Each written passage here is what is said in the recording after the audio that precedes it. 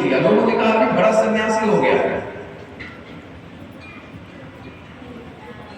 लोग उसका दर्शन करने के लिए जाने लगे जंगल में, और वो जंगल गया, उसके मन से जो संकल्प है वो तो नष्ट नहीं हुआ। सर्व संकल्प सन्यासी, सन्यासी का अर्थ है उसका सारा संकल्प समाप्त हो जाए।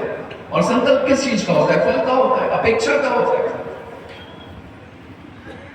ये फल और अपेक्षा ही तो नहीं समाप्त होती है। वो जंगल जाता है और वहां पर कुत्तों की फौज इकट्ठी करता है, हर कुत्ते को रोज खाना देता है।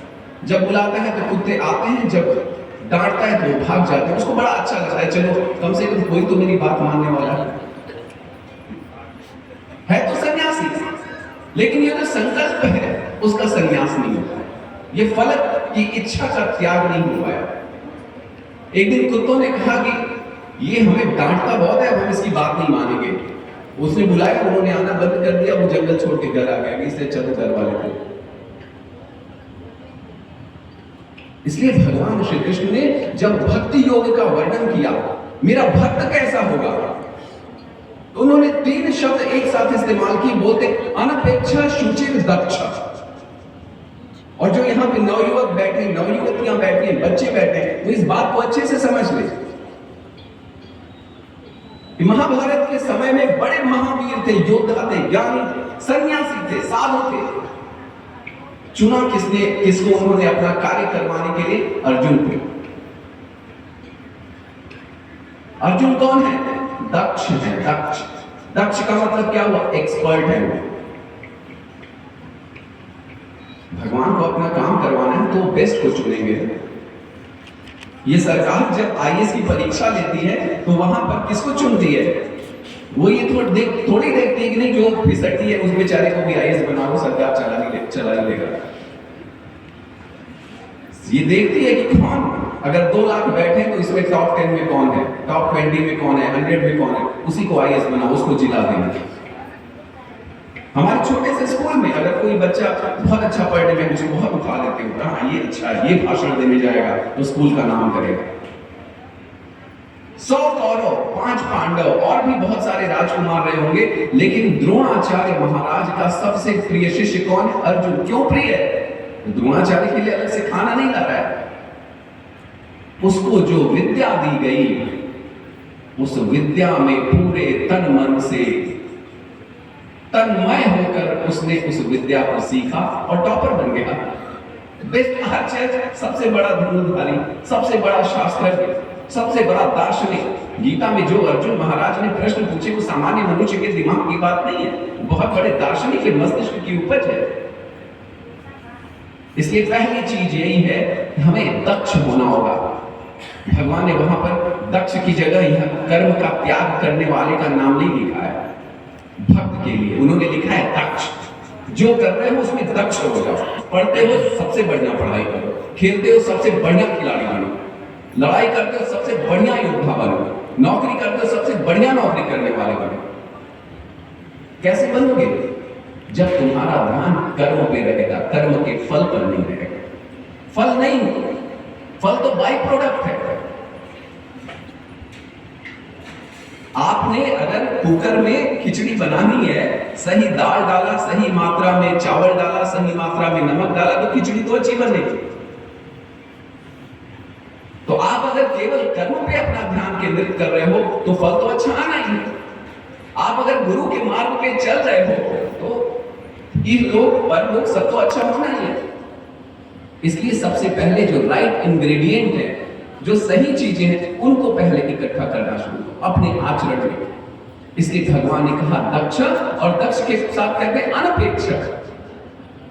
अपेक्षा मत करना शुरू कर दो कि अभी हम अभी से टॉपर हो जाए, अभी से, नहीं, पहले तो सही दिशा में चलना शुरू करो। और अगर ऐसा हो गया तो युक्त कर्म फलम त्यक्त्वा शांति आपनोति नैष्ठिकी। जो युक्त है, कैसा युक्त पुरुष कैसा होगा? भगवान कहते हैं अनपेक्षित तो होगा, दक्ष एक्सपर्ट भी होगा, लेकिन शुचि होगा, पवित्र होगा।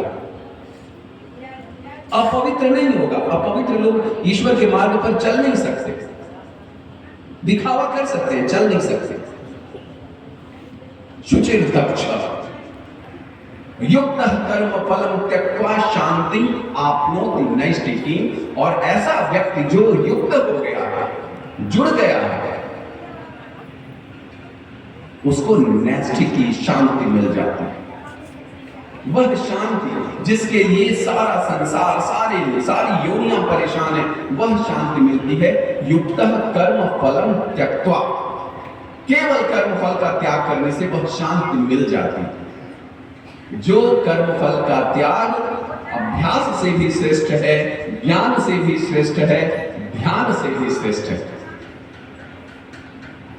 इस बात को अच्छे से समझने की आवश्यकता है।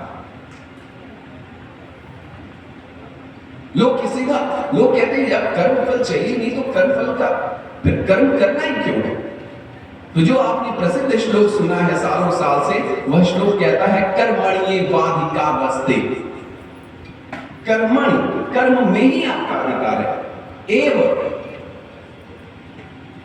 भगवान कहते हैं एव का मतलब ही, उसमें ही है और किसी चीज में नहीं है, कर्म में ही है। मां फलेषु कदाचन, फल में तो कभी था ही नहीं। आप देख लो अपने जीवन को उठा के, 40 साल 50 साल 60 साल जो भी आपका बीता, कभी फल में तो अधिकार था ही नहीं। इसलिए मां कर्म फल हेतु माते संगोस्तु अकर्म। इसलिए कर्म फल आपका हेतु न बने, काम का हेतु न बने। हम जिस ईश्वर को प्रसन्न करना चाहते हैं, गुरु को प्रसन्न करना चाहते हैं, वो उसकी प्रसन्नता के लिए काम करें, उसके लिए काम करें। गुरु ने कह दिया बस कर दिया। हम कहते हैं ना मनमुआ इच्छा मुनि मनवा बेपरवाह, जिनको कछुना चाहिए देशाहन के साथ। अरे इतना आसान है क्या मन का मर जाना? नहीं मर सकता, ईश्वर की विभूति है। इंद्रियाणाम मनश्चास्मि। भगवान कहते हैं मैं तो क्या हूं? इंद्रियों में मैं मन हूं। न जीत सकते हो न मार सकते हो, तो फिर क्या हो सकता है? ये जो ईश्वर की विभूति है, जिसकी विभूति है, उसके साथ उसको एक कर दो।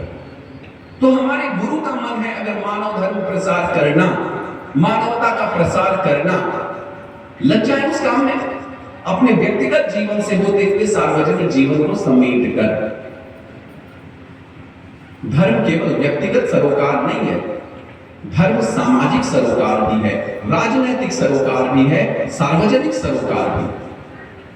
और हमारे गुरु महाराज ने मानव धर्म प्रसार प्रवर्तन के माध्यम से ये बात स्पष्ट कर दी। आपका केवल व्यक्तिगत सरोकार नहीं है, आपको निकलना पड़ेगा। अपने व्यक्तिगत जीवन में इन क्वालिटीज को डेमोन्स्ट्रेट करना होगा, दिखाना होगा, और साथ में सामाजिक जीवन में भी निकल के इसका प्रसार करना होगा। और वो आपके व्यक्तित्व से, आपकी वाणी से, आपके आचरण से ही होगा। और आप चाहोगे कि इसमें मेरे लिए क्या रखा है, तो आपके लिए तो ये कुछ भी नहीं रखा है। होगा तो वही जो उन्होंने चाहा। अर्जुन को लगता था ना कि ये युद्ध मैं लड़ रहा हूं, मैं मारूंगा सबको, मैं जीतूंगा। भगवान क्या कहते हैं? भगवान कहते हैं कि ना ना, तुम अगर सोच रहे थे ना कि तुम करोगे ये सब, तो ये छोड़ दो सोचना, ये सब हो चुका है, मैं कर चुका हूं।